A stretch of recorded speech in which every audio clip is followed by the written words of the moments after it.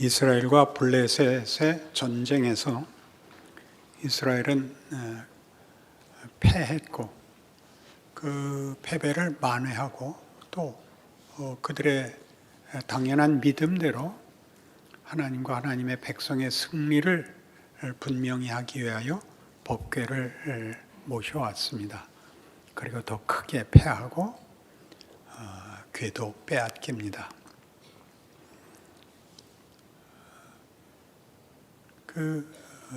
엘리의 아들이었던 비느하스의 아내, 즉 며느리는 그 와중에 애를 낳고 죽는데 그 이름은 그래서 이가봇이라고 명명되었습니다. 영광이 떠났다, 영광이 없다, 좀 더 직선적으로 우리는 망했다, 이렇게 법궤 사건이 끝났습니다. 이스라엘의 이해할 수 없는 정말 당혹스러운 이 사건, 이스라엘이 믿었던 믿음과 확신과 어떤 기대가 다 깨진 상황에서 잡혀간 법궤는 그러나 다곤 신들을, 우상들을 무릎 꿇리고 그를 잡아간 블레셋 온 땅에 독종을 벌하셔서 모두가 당황하여 7개월 만에 항복합니다. 보내자. 이대로는 우리는 이 신을 우리 땅에 둘 수 없다. 그래서 어떻게 보내야 할 것인가? 속건제물을 함께 바쳐야 된다. 속건제물은 배상금, 벌금의 뜻을 가집니다. 그래서 금독종 5개의 형태와 금쥐 5개의 형상으로 금으로 아마 하나당 한 1톤쯤 됐을지 모릅니다. 그게 뭐 손가락 반지만 한 것으로야 말이 안 되죠. 그래서 보내면서 이렇게 얘기합니다. 5절, 그러므로 너희는 너희의 독한 종기의 형상과 땅을 해롭게 하는 쥐의 형상을 만들어 이스라엘 신께 영광을 돌리라. 그 영광이 다시 살아납니다.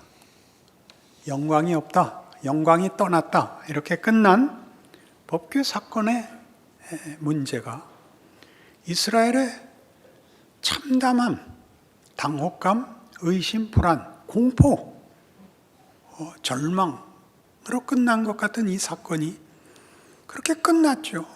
모시고도 실패한 이스라엘의 자존심이 그 잡혀간 빼앗긴 법궤로 인하여 하나님의 영광이 다시 회복이 되고 확인이 되고 이스라엘로 돌아옵니다.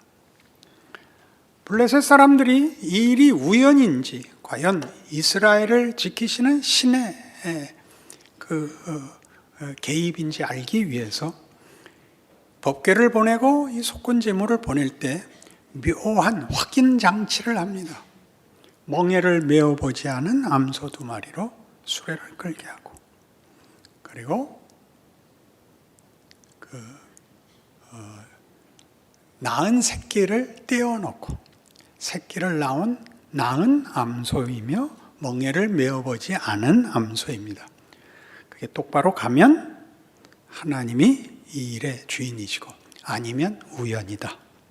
똑바로 갈 수 없는 이유는 멍에를 메어보지 않아서 수레를 제대로 끌고 똑바로 가지 않을 것이다와 새끼를 놔두고 가지 않고 돌아올 것이다 라는 2가지 시험을 걸어놓은 것인데 똑바로 갔죠. 울며 갑니다. 새끼와 헤어질 수 없는 어미소가 울며 그 길을 똑바로 좌우로 치우치지 않고 감으로써 하나님을 모르는 이방 땅에서 하나님은 그의 영광과 그의 역사의 간섭을 확실하게 증언하게 된 것입니다. 이 일은 이스라엘 역사에서 중요한 하나님의 일하심에 대한 중요한 사건으로 역사로 기록되어 있고, 그리고 지금까지도 이 하나님을 믿는 신약에 와서 교회에서도 중요한 사건이고 반복되는 사건으로 증언되어 있습니다. 그러나 이 문제에서 우리는 어느 편에 서 있느냐 하면 하나님의 백성, 이스라엘 백성으로 서 있으나 우리는 실패하고 절망한 자로, 하나님이 우리의 기도에 응답하시지 않은 분으로, 하나님의 일하심에 대하여 전혀 이해가 없고 스스로 포기한 자로서 서 있곤 합니다. 법궤 사건에서 그랬던 것처럼 오늘날 기독교에서도 교회사 내내 이 문제는 기독교인들을 많이 괴롭히는 사건이 됩니다. 정말이요? 라고 묻고 싶으니까 누가복음 24장으로 갑니다. 누가복음 24장 1절. 안식 후 첫날 새벽에 이 여자들이 그 준비한 향품을 가지고 무덤에 가서 돌이 무덤에서 굴려 옮겨진 것을 보고 들어가니 주 예수의 시체가 보이지 아니하더라. 이로 인하여 근심할 때 문득 찬란한 옷을 입은 두 사람이 곁에 섰는지라. 여자들이 두려워 얼굴을 땅에 대니 두 사람이 이르되 어찌하여 살아있는 자를 죽은 자 가운데서 찾느냐. 여기 계시지 않고 살아나셨느니라. 갈릴리에 계실 때 너에게 어떻게 말씀하셨는지를 기억하라. 이르시기를 인자가 죄인의 손에 넘겨져 십자가에 못 박히고 제3일에 다시 살아나야 하리라 하셨느니라 한데, 그들이 예수의 말씀을 기억하고 무덤에서 돌아가 이 모든 것을 11사도와 다른 모든 이에게 알리니 사도들은 그들의 말이 허탄한 듯이 들려 믿지 아니하나 베드로는 일어나 무덤에 달려가서 구부려 들여다보니 세마포만 보이는지라. 그 된 일을 놀랍게 여기며 집으로 돌아가니라. 예수님의 부활 사건도 당연히 오늘 법궤 사건과 똑같이 당혹스러운 사건으로 기록되어 있습니다. 여자들은 당연히 예수님의 시체에 마지막 손질을 하기 위해서 무덤에 찾아왔습니다. 시체가 없는 겁니다. 이 어찌 된 일이냐? 당연히 있어야 될 시체가 왜 없느냐? 천사 둘이 나타나 부활하셨다. 전에 그렇게 말씀하신 걸 기억 못하느냐? 그래서 여자들이 뛰어와 제자들에게 알렸죠. 제자들이 뭐라 그랬다고요? 그게 말이 되냐? 베드로는 가봤죠. 시체가 정말 없는 겁니다. 놀라고 있죠. 뭘 더 이상 생각하겠습니까? 죽은 자가 살 거라고 누가 생각을 하겠습니까? 그러나 우리는 그렇게 생각합니다. 왜요? 쉽게 생각해서 그렇습니다. 여러분은 성경을 보고 예수를 믿었습니까? 예수를 믿고 성경을 보셨습니까? 믿지 않고 읽으면 하나도 말이 안 됩니다. 그러나 믿고 읽으면 다 말이 됩니다. 이미 결론을 알고 있고 고백을 했기 때문에 말이 안 되는 내용들을 여러분들이 말이 안 된다고 전혀 생각하지 않습니다. 이 순진한 믿음, 이 무지한 믿음 때문에 성경을 아무리 읽어도 줄친데 외에는 읽히지가 않습니다. 이렇게 말이 안 되는 부분을 어떻게 넘어왔는지 여러분이 모릅니다. 아니, 예수님이 부활하셨잖아. 얼마나 간단무쌍하고 충직한 고백입니까? 그러나 말이 안 되는 것이 사실입니다. 그러니까 박식한 모든 지성인들이 안 믿는 이유입니다. 말이 안 되는 소리를 썼다. 이제 말이 안 되는 소리를. 그 사실인 걸 어떻게 아는가? 우리가 하나님 이 사람한테 사실을 보여주십시오. 그러면 예수가 내려오시는가? 또 안 내려오신다고요. 예수님도 고집이 있으셔서 믿어야만 된다 그러십니다. 이 긴장, 이 충돌이 사실은 기독교인들에게 해결되어 있어야 되는데 우기는 것밖에 남아있는 것이 없어서 우리가 신앙생활을 한다는 게 뭔지, 우리가 믿는다는 게 뭔지를 우리가 현실 속에서 녹여내는 일에 실패합니다. 이 말이 안 되는 게 무엇인가? 이 말이 안 되는 이 충돌, 이 모순, 법궤를 모셨으나 실패한, 예수가 구세주일 줄로 믿었지만 죽어버린 그런 일들이 성경에는 당연한 일로,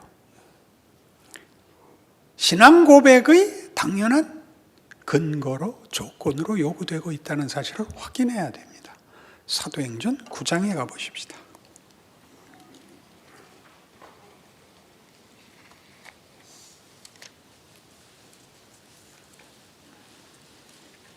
사도행전 9장. 사울이 주의 제자들에 대하여 여전히 위협과 살기가 등등하여 대제사장에게 가서 다메섹 여러 회당에 가져갈 공문을 청하니, 이는 만일 그 도를 따르는 사람을 만나면 남녀를 막론하고 결박하여 예루살렘으로 잡아오려 함이라. 사울이 길을 가다가 다메섹에 가까이 이르더니 호련히 하늘로부터 빛이 그를 둘러 비추는지라. 땅에 엎드러져 들음에 소리가 있어 이르되, 사울아 사울아 네가 어찌하여 나를 박해하느냐 하시거늘 대답하되, 주여 누구시니까? 이르시되, 나는 네가 박해하는 예수라. 너는 일어나 시내로 들어가라. 네가 행할 일을 네게 이를 자가 있느니라. 이렇게 우리 소위 이렇게 이름 붙인 바울의 회심 사건이 일어납니다. 그러나 이 사건은 결코 회심이 아닙니다. 법궤로 인하여 이스라엘이 하나님의 임재와 자신들의 안심을 확인하지 못한 것 같이, 예수의 부활이 기대 밖에 있었던 일이었던 것 같이, 사도 바울의 회심은 회심이 아니라 법궤를 빼앗기듯이 면박을 당하는 것입니다. 그는 살기가 등등하여 자신이 하는 일이 옳은 줄로 알고 자기가 믿는 하나님을 위하여 기꺼이 이 이단을 따르는 예수 믿는 것들을 죽이러 갑니다. 열심히 가득하여 진심을 가지고 하나님의 지위와 영광을 지키기 위하여, 그리고 네가 틀렸다라는 면박을 받는 겁니다. 사울아 사울아 네가 왜 나를 핍박하느냐를 당하는 것입니다. 놀랍지 않습니까? 여러분들 인생 속에서 이 사건은 여러분들의 거의 매일 겪으시는 사건이 되고 있는 겁니다. 여러분들의 모든 원망은, 예수 믿는 자에겐 결국 하나님께 하는 원망입니다. 왜 나라가 이 꼴입니까? 누구한테 그러는 거죠? 하나님 보고 하는 거죠. 한국교회는 왜 이 꼴입니까? 누구한테 하는 겁니까? 하나님께 하는 겁니다. 하나님 왜 일을 이따구로 하십니까? 누가 그 말을 했다고요? 법궤 빼앗겼을 때 그랬다고요. 아니 도대체 어떻게 된 겁니까? 법궤를 모셨는데 우리가 지고 법궤를 저놈들이 뺏어갈 수 있습니까? 당연히 망연자실하죠. 하나님 거기서 일하십니다. 큰 사건이죠. 이스라엘의 기대를 만족시키는 것이 아니라 이스라엘을 경악시켜 하나님이 누구신지 뭘 하는지를 생각하게 합니다. 도전하게 합니다. 블레셋을 처벌했을 뿐만 아니라 그들의 입술을 통하여 하나님의 영광을 고백받았을 뿐만 아니라, 그리고 돌아오십니다. 하나님은 이스라엘의 하나님입니다. 그러나 이스라엘이 기대했던 식으로 일하지 않으십니다. 그들이 이해하는 하나님과 다르습니다. 성경이 하고 싶은 얘기입니다. 그러니 예수를 믿으면 예수를 보내어 하나님이 당신을 설명하시고 우리를 불렀다는 게 무엇인지를 알아야 됩니다. 디모데전서 1장에 가면 이 일을 사도 바울이 자신의 회심을 뭐라고 설명하느냐 하면, 디모데전서 1장 12절, 나를 능하게 하신 그리스도 예수 우리 주께 내가 감사함은 나를 충성되이 여겨 내게 직분을 맡기심이니, 내가 전에는 비방자요 박해자요 폭행자였으나 도리어 긍휼을 입은 것은 내가 믿지 아니할 때 알지 못하고 행하였습니다. 우리 주의 은혜가 그리스도 예수 안에 있는 믿음과 사랑과 함께 넘치도록 풍성하였도다. 믿보다 모든 사람이 받을 만한 이 말이요, 그리스도 예수께서 죄인을 구원하시려고 세상에 임하셨다 하였도다. 죄인 중에 내가 괴순이라. 그러나 내가 긍휼을 입은 까닭은 예수 그리스도께서 내게 먼저 일체 오래 참으심을 보이사 후에 주를 믿어 영생 얻는 자들에게 본이 되게 하려 하심이라. 영원하신 왕 곧 썩지 아니하고 보이지 아니하고 홀로 하나이신 하나님께 존귀와 영광이 영원 무궁하도록 있을지어다. 아멘. 바울의 자기 고백. 나는 은혜를 입은 자다. 나는 죄인 중에 괴수다. 왜냐하면 나는 그때 몰랐다. 여러분, 몰랐다는 말은 우리들의 표현에 있어서는, 우리 한국 사람들의 표현에 있어서는 약간의 핑계입니다. 나보기 주차하면 안 되는 줄 몰랐어요. 그럼 고의로 하지 않았다. 그러니 4만 원짜리 위반 딱지를 2만 원으로 깎아다오가 우리가 몰랐다입니다. 바울이 하고 싶은 얘기는 몰라서 망했답니다. 독약인 줄 몰랐다. 그럼 약효가 반만 나야 된다는 없다 이겁니다.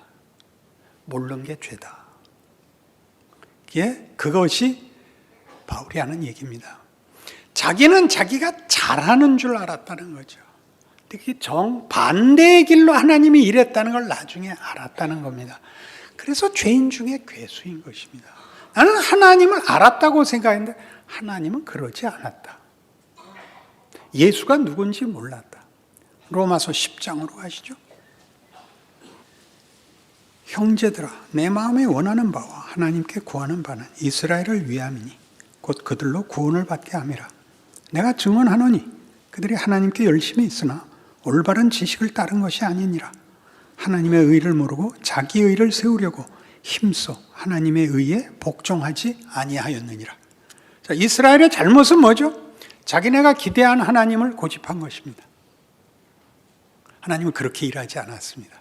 바울이 딱 그 표본입니다. 하나님을 위하여. 이것이 하나님의 뜻이라고 생각하고 한 모든 것이 그리스도를 핍박한 것이 되었습니다. 난 그때 몰랐다. 나는 말이 안 됐다.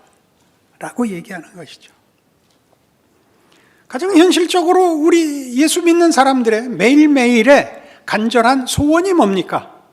주를 위한 열심이 있사오니 목숨이라도 내놓을 테니까 유용하게 써주십시오. 유용한 게 뭐죠? 내가 베풀 것을 주십시오. 그게 우리의 기도입니다. 건강하고 나눌 것이 있고 똑똑하고 유능하게 해주십시오. 너 무슨 소리냐? 이게 우리 현실에서 받는 답입니다. 안 주시잖아요. 안 주는데 왜 자꾸 우겨요? 너 안 준 건 내가 일하는 내 방식이다. 내 조건이다. 내 법궤라도 빼앗긴다. 내 아들이라도 묶여 십자가에 못 박는다. 그렇게 얘기하는 게 기독교예요. 여러분에게 더 나은 조건이라는 건 없는 거예요. 최고의 조건이라고요. 거기서 잘하세요. 털 깎는 자 앞에 잠잠한 양같이 그 입을 열지 아니하였다. 여기가 죽어나죠. 법궤 사건의 최고의 백미는 하나님이 고함 한 번 지르지 않는다는 사실이죠.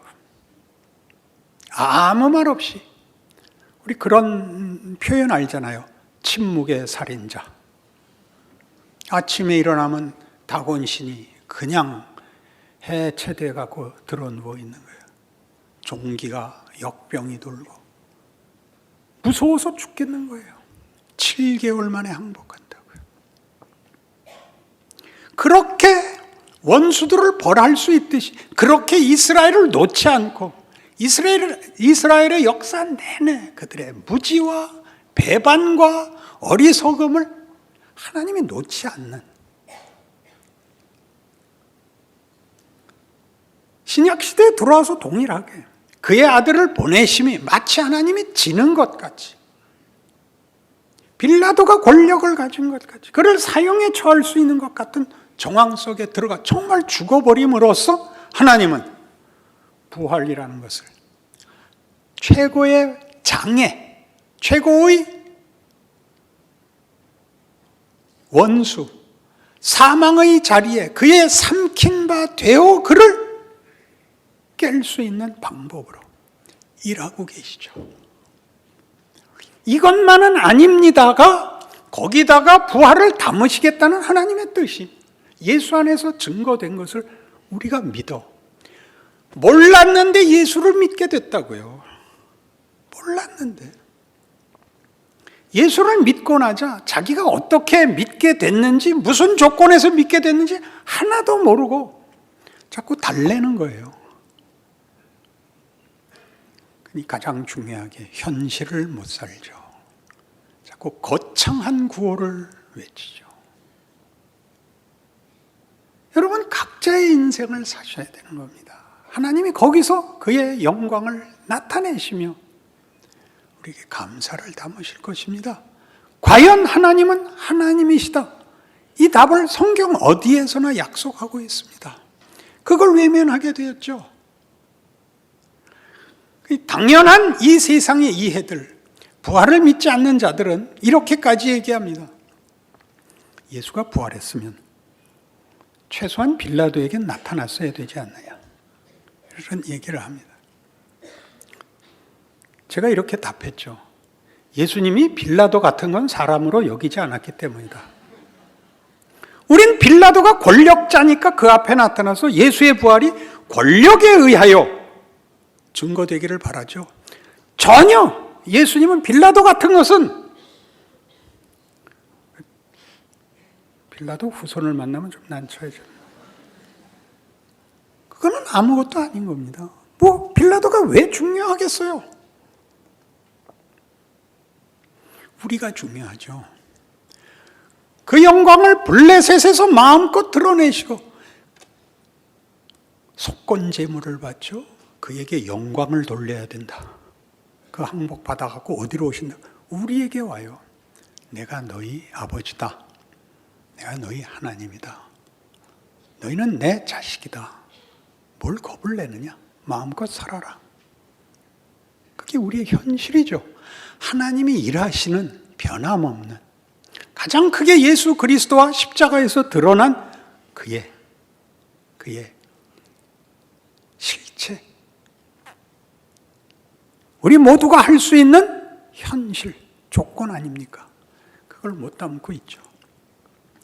로마서 4장으로 가면 바울은 이렇게 얘기하는 겁니다. 자기가 알게 된 세계가 뭐냐? 아브라함을 거론하여 이렇게 얘기합니다.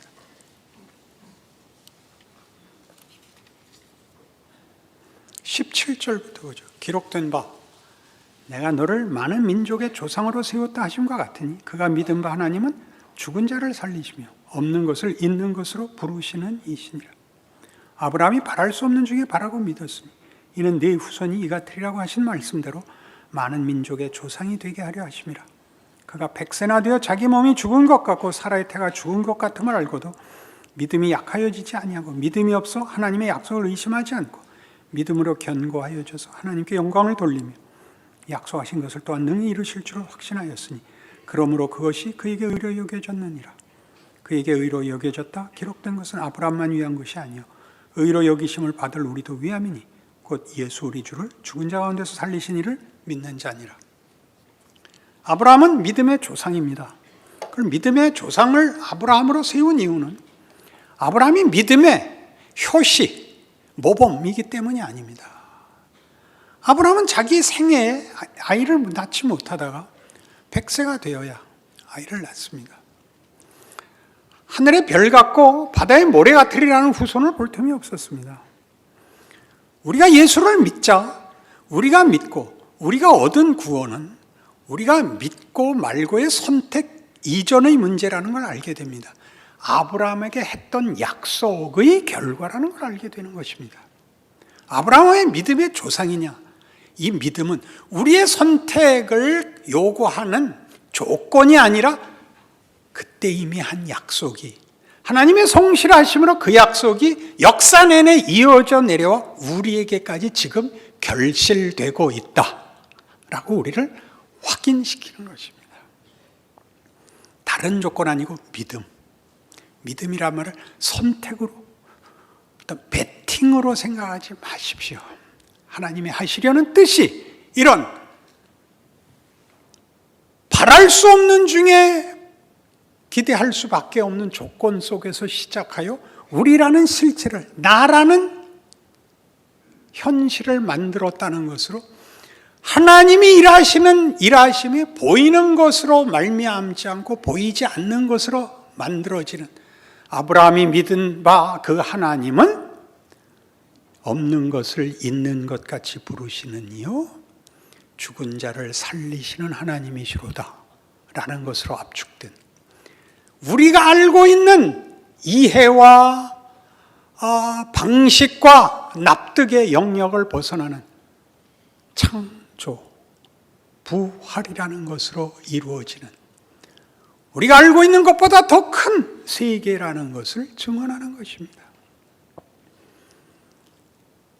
우리가 생각하는 조건과 우리가 기대하는 보상보다 큰 방식, 이건 안 될 텐데요로 뒤집는, 어디에나 담으시는, 어디에서나 그를 찾는 자는 실망하지 않을 모든 것이 우리 모두의 그 나만의 억울함 속에 가능하다고 얘기하는 것이죠. 아무도 믿지 않고 모두가 딱 한 사람을 바라봅니다. 어떤 사람이요? 아무 걱정 없고 유명하고 권력 가진 사람을 맹렬하게 부러워합니다. 자기 생애를, 자기 조건을 하나님이 그와 방불한, 손해볼 것이 없는 조건 속에서 하나님이 일하실 수 있다고, 그는 창조의 하나님이고 부활의 하나님이고 신실하시고 아브라함에게 약속을 한 것을 지금까지 지키는 하나님이라고 연결하지 못하고 있는 겁니다.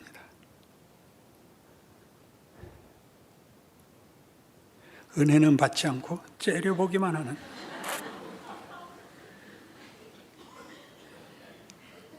자신이 다르게 생겼고 이름이 다르고 조건이 다르고 인생이 다른데 왜 자꾸 다른 데로 도망을 가세요? 나만은 하나님이 외면한 사람이라 라고 말하는 것은 세상이 하는 위협이요 유혹입니다. 세상이 끊임없이 그러죠. 너 지면 망해. 너 양보하면 그걸로 끝이야. 너도 대가리 쳐들어. 세상은 끊임없이 우리에게 그러죠. 너 보복해. 너 얕보이지 마. 성경은 거꾸로 얘기하잖아요. 너 져. 괜찮아. 빌립보서 1장으로 가볼까요? 12절. 형제들아, 내가 당한 일이 도리어 복음 전파의 진전이 된 줄을 너희가 알기를 원하노라. 이러므로 나의 매임이 그리스도 안에서 모든 시위대 안과 그 밖에 모든 사람에게 나타났으니 형제 중 다수가 나의 매임으로 말미암아 주 안에서 신뢰함으로 겁없이 하나님의 말씀을 더욱 담대히 전하게 되었느니라. 어떤 이들은 투기와 분쟁으로, 어떤 이들은 착한 뜻으로 그리스도를 전파하나니 이들은 내가 복음을 변증하기 위하여 세우심을 받은 줄 알고 사랑으로 하나 그들은 나의 매임에 괴로움을 더하게 할 줄로 생각하여 순수하지 못하게 다툼으로 그리스도를 전파하느니라. 그러면 무엇이냐? 거칠애로 하나 참으로 하나 무슨 강도로 하든지 전파되는 것은 그리스도니 이로써 나는 기뻐하고 또한 기뻐하리라. 이것이 너희의 간구와 예수 그리스도의 성령의 도우심으로 나를 구원에 이르게 할 줄 아는 거로 나의 간절한 기대와 소망을 따라 아무 일에든지 부끄러워하지 아니하고 지금도 전과 같이 온전히 담대하여 살든지 죽든지 내 몸에서 그리스도가 존귀하게 되게 하려 하나니 이는 내게 사는 것이 그리스도니 죽는 것도 유익함이라. 기가 막힌 고백입니다. 각오, 진심, 헌신이라는 단어로 묶는 바람에 망해버렸습니다. 밤낮 혈서 쓰고 머리 깎는 걸로 가버렸죠. 철야기도 하고 금식하는 걸로 가버렸죠. 아니, 네 조건을 살라 그러는 겁니다. 나 죽어도 된다. 죽어도 하나님이 거기다 뭘 담을 수 있다. 살아도 된다. 살아서 고생 직사게 할 거다. 괜찮다. 그런 고백입니다. 여러분이 주먹을 부르지나? 주먹을 쥐고 열성을 떨어서 보상을 받는 그런 기독교는 없습니다. 그렇게 담담히 사셔야 됩니다. 고린도후서 6장 이런 말씀들이 어떤 말씀, 무슨 내용인지 새삼스러운 눈으로 볼 수 있기를 바랍니다. 우리가 하나님과 함께 일하는 자로서 너희를 권하노니 하나님의 은혜를 헛되이 받지 말라. 이르시되 내가 은혜 베풀 때 너희에게 듣고 구원의 날에 너를 도왔다 하셨으니 보라 지금은 은혜 받을 만한 때요 보라 지금은 구원의 날이로다. 우리가 이 직분이 비방을 받지 않게 하려고 무엇에든지 아무에게도 거리끼지 않게 하고 오직 모든 일에 하나님의 일꾼으로 자천하여 많이 견디는 것과 환난과 궁핍과 고난과 매맞음과 갇힘과 난동과 수고로움과 자지 못함과 먹지 못함 가운데서도 깨끗함과 지식과 오래 참음과 자비함과 성령의 감화와 거짓이 없는 사랑과 진리의 말씀과 하나님의 능력으로 의의 무기를 좌우에 가지고 영광과 욕됨으로 그러했으며 악한 이름과 아름다운 이름으로 그러했느니라.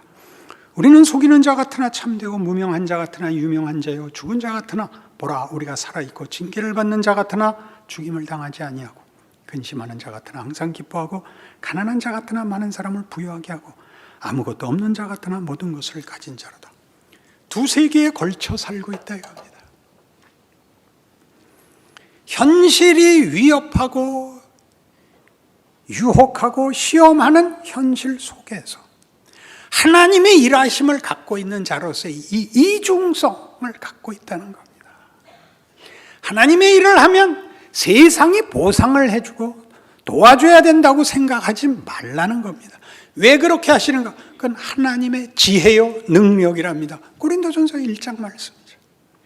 예수 그리스도는 헬라인에게나 유대에게는 헬라에게는 미련한 것이고 유대인에게는 거리끼는 것이나 그리스도를 믿는 우리에게는 십자가는 하나님의 능력이요 하나님의 지혜입니다.